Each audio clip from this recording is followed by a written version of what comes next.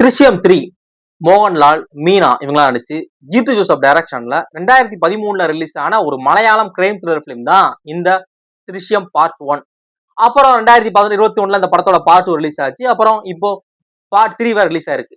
இந்த படத்தோட ஸ்டோரி என்ன அப்படின்னா, வணக்கம், நான் ஆனந்த். இந்த படத்தோட ஸ்டோரியே எனக்கு தெரியாது, இப்படி ஒரு படத்தை நான் இப்ப கேள்விப்படுறேன் அப்படின்னா உங்களுக்கு மட்டும் சொல்றேன், ஏன்னா மத்தவங்களுக்கு எரிச்சல் ஆகும். என்ன அப்படின்னா, மோகன்லாலோட ஒய்ஃப் தான் மீனா. அவங்களுக்கு ஒரு 2 பொண்ணுங்க இருக்காங்க. மோகன்லாலோட ஒய்ஃபான மீனாவும் அவங்களோட பொண்ணு வந்து ஐஜியோட பையனை கொலை பண்ணிடுறாங்க. இந்த கொலை விஷயம் வந்து மோகன்லாலுக்கு தெரிய வர, தன்னோட மனைவியையும் தன்னோட பொண்ணையும் காப்பாற்றணும் அப்படிங்கிறதுக்காக அவங்க பண்ண எல்லா தப்பையும் இவர் வந்து சால்வ் பண்றாரு. எல்லா தப்பையுமே இவர் சாட்சி எல்லாத்தையும் அழிக்கிறாரு. அழிச்சு அந்த கொலைகேஸ்ல இருந்து தன்னோட குடும்பத்தை காப்பாத்து. ஏன்னா செத்தவன் வந்து ஐஜியோட பையன் அப்படிங்கிறப்ப ரொம்ப ஒரு பெரிய பிரச்சனையில மாட்டிக்கிட்டாங்க. இந்த பிரச்சனையில இருந்து ஒரு சாதாரண குடும்பத்தை சேர்ந்த மோகன்லால் வந்து தன்னோட குடும்பத்தை எப்படி காப்பாத்துறாரு அப்படிங்கிற படம் தான் ஃபர்ஸ்ட் பார்ட் 1ல இருக்கும். அதுல அவங்க மாட்டிருக்க மாட்டாங்க. போலீஸ் வந்து அவங்களால ஒண்ணுமே பண்ணிருக்க முடியாது. அப்புறம் பார்ட் 1ல ஒரு சின்னதா ஒரு லீடு கிடைக்கும். இந்த லீடை வச்சோம்னா இந்த குடும்பத்தை மொத்தமா அரெஸ்ட் பண்ணிடலாம் அப்படிங்கிற மாதிரி லீடு கிடைக்கும். அந்த லீடை நோக்கி போலீஸ் டிராவல் ஆவாங்க. அதுலயாவது பிடிப்பாங்கன்னு பார்த்தா அதுலயும் மோகன்லால் தப்பிச்சிருவாரு, பிடிக்க முடியாது. இப்போ பார்ட் 3லயாவது மோகன்லால் ஃபேமிலி சிக்கினாங்களா சிக்கலையா அப்படிங்கிறது தான் இந்த பார்ட் 3ல இருக்கு.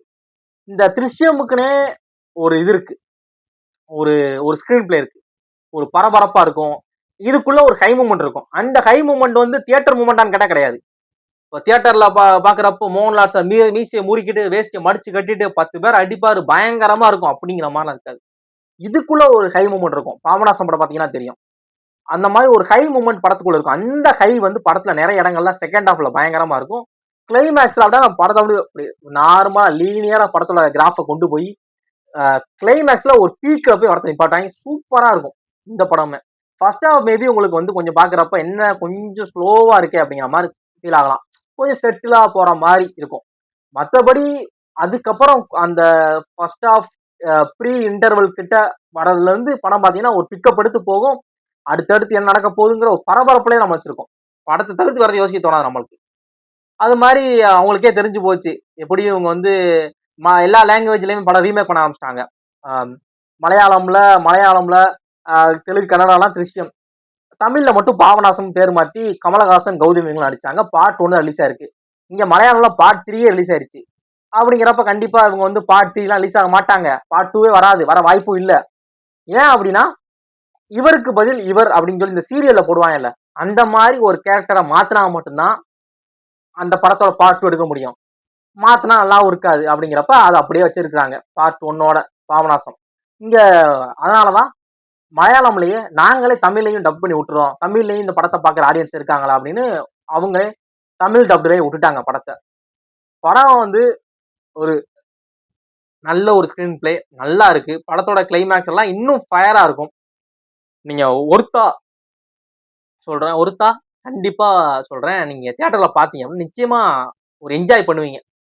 அதனாலதான் படத்தோட சஸ்பென்ஸ் எந்த இடத்துல ரிவீல் பண்ணவே இல்லை. நீங்க கிளைமேக்ஸ் பாக்குறப்ப ஒரு ஹை உங்களுக்கு இருக்கும். சூப்பரா அந்த ஃபர்ஸ்ட் ஹாஃப்ல இருந்த விஷயத்த அப்படியே செகண்ட் ஹாஃப்ல கேரி பண்ணிருப்பாங்க. செகண்ட் ஹாஃப்ல இருந்த அந்த ஃபயரை அப்படியே தேர்ட் பார்ட்லயும் கேரி பண்ணிருக்காங்க அப்படின்னு உங்களுக்கு நிச்சயமா தெரியும். படம் உங்க நியர்பை தியேட்டர்ல அவைலபிளா இருக்கும். மற்றபடி இந்த படத்தை நான் வரைக்கும் பார்த்ததே கிடையாது, இப்பதான் இந்த படத்தை பத்தி பார்க்க போறேன் அப்படின்னா, இந்த படத்துல ஒரு மாஸ் மூமெண்ட்ஸ் இருக்குமா, மோகன்லால் மீசையை முறுக்கி விட்டுக்கிட்டு வேஸ்டியை மடிச்சு கட்டிட்டு கையெல்லாம் மேல ஏற்றி விட்டு அடி நொறுக்கிடுவாரா அப்படின்னா படத்துல ஒரு சண்டை காட்சிகள் கூட இருக்காது. ஓகேவா, ஒரு சண்டை கூட இருக்காது. மோகன்லால் கட்டின வேஷ்டியை மடிச்சு கட்டுற சீனே 4 வேஷ்டின் தான் இருக்கும். அந்த மாதிரியான ரொம்ப செட்டிலான படம். ஸ்கிரீன் பிளே படத்தோட அந்த ட்விஸ்ட் அண்ட் டான்ஸுக்கு தான் படமே. ஓகே, அதை தெரிஞ்சு பாருங்க.